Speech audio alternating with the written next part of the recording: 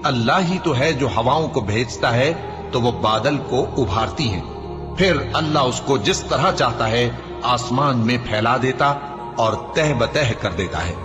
پھر تم دیکھتے ہو کہ اس کے بیچ میں سے بارش کی بوندیں نکلنے لگتی ہیں،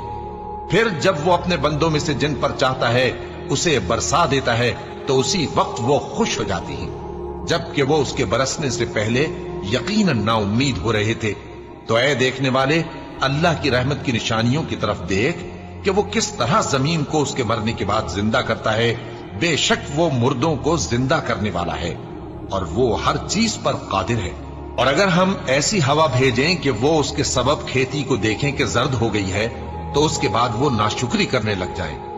تو تم مردوں کو بات نہیں سنا سکتے اور نہ بہروں کو جب وہ پیٹ پھیر کر لوٹ جائیں آواز سنا سکتے ہو، اور نہ اندھوں کو ان کی گمراہی سے نکال کر راہ راست پر لا سکتے ہو۔ تم تو انہی لوگوں کو سنا سکتے ہو جو ہماری آیتوں پر ایمان لاتے ہیں، سو وہی فرما بردار ہیں۔